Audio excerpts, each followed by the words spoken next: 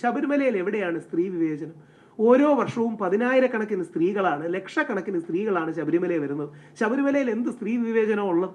ശബരിമലയിൽ ഉള്ളതൊരു പ്രായ നിയന്ത്രണമാണ്. അതിനോട് നിങ്ങൾക്ക് യോജിക്കാം, വിയോജിക്കാം. ഇപ്പം നിങ്ങൾ പുരോഗമനവാദിയാണ്, നിങ്ങൾ ലെഫ്റ്റിസ്റ്റ് ആണ്, അല്ലെങ്കിൽ ഫെമിനിസ്റ്റ് ആണെങ്കിൽ നിങ്ങൾക്ക് വിയോജിക്കാം, നമുക്ക് യാതൊരു എതിർപ്പുമില്ല അതിൽ.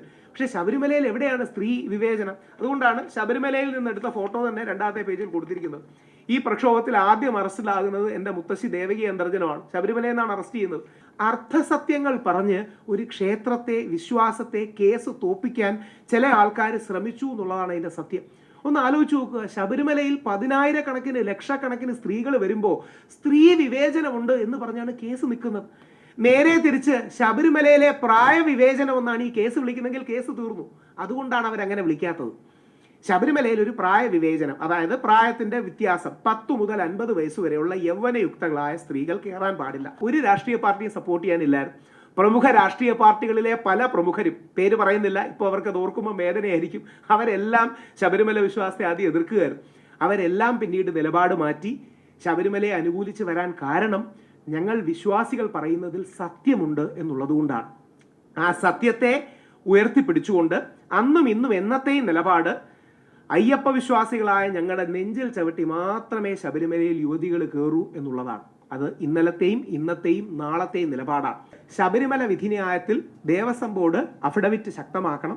സർക്കാർ വിശ്വാസികൾക്ക് അനുകൂലമായ നിലപാടെടുക്കണം. എടുത്തില്ലെങ്കിൽ നമ്മൾ ജയിക്കും, അത് വേറെ, പക്ഷേ എടുക്കണമെന്നുള്ളതാണ് അഭ്യർത്ഥന. കാരണം ദൂരവ്യാപകമായി ആർട്ടിക്കിൾ 25 എന്ന ഫണ്ടമെന്റൽ റൈറ്റിന്റെ നിലനിൽപ്പ്, നാളെ ഓരോ അമ്പലങ്ങളുടെയും നിലനിൽപ്പ് ഈ കേസ്, അല്ലെങ്കിൽ അമ്പലം മാത്രമല്ല, അമ്പലം, പള്ളി, വിഹാരം, ഗുരുദ്വാര, മോസ്ക് അടക്കമുള്ള കാര്യങ്ങൾ ഇതുമായി ബന്ധപ്പെട്ട് നിൽക്കും. അമ്പലം ഒരു പബ്ലിക് പ്ലേസ് അല്ല, പള്ളി ഒരു പബ്ലിക് പ്ലേസ് അല്ല. മുസ്ലിം പള്ളിയും ക്രിസ്ത്യൻ പള്ളിയും ബുദ്ധിസ്റ്റ് വിഹാരവും ജൂതന്മാരുടെ സിനഗോഗും സിഖുകാരുടെ ഗുരുദ്വാരയും പബ്ലിക് പ്ലേസ് അല്ല, അത് വിശ്വാസികളുടെ സ്ഥലമാണ്. അതായത് പബ്ലിക് പ്ലേസ് എന്ന് പറഞ്ഞാൽ ഒരു പബ്ലിക് പാർക്ക് പോലെയോ അല്ലെങ്കിൽ ടൂറിസ്റ്റ് സ്പോട്ട് പോലെയോ എവിടെയും എല്ലാവർക്കും നിയമങ്ങളോ ആചാരങ്ങളോ അനുഷ്ഠാനങ്ങളോ ഇല്ലാതെ ചെന്ന് കയറാൻ കഴിയുന്നൊരു സ്ഥലമല്ല. അമ്പലമല്ല, പള്ളിയല്ല, വിഹാരമല്ല.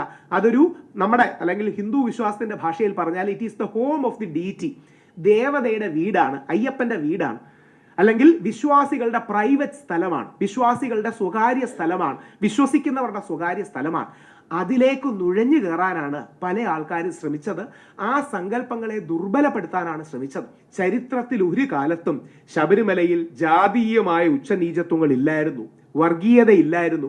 എല്ലാ വിഭാഗങ്ങളെയും ചേർത്ത് നിർത്തിയിരുന്നതാണ്. വാവരും വെളുത്തയും ഉണ്ട്, എല്ലാ ജാതി വിഭാഗങ്ങളും ഉണ്ട്. ഇത് ഹൈക്കോടതിയുടെ ഫൈൻഡിംഗ് ആയി ഹൈക്കോടതി വിധിന്യായത്തിൽ എഴുതി വെച്ചിരിക്കുന്നതാണ്. അപ്പോൾ ശബരിമലയെ ബാക്കിയുള്ള വിഷയങ്ങളുമായി ബന്ധപ്പെടുത്തി ഈ കേസിനെ ദുർബലപ്പെടുത്താൻ പലരും ശ്രമിക്കുന്നുണ്ട്. അത് ചെയ്യരുത് എന്നൊരു വിശ്വാസിയുടെ പ്രാർത്ഥനയായി, അപേക്ഷയായി നിങ്ങളുടെ മുമ്പിൽ വെക്കുന്നു.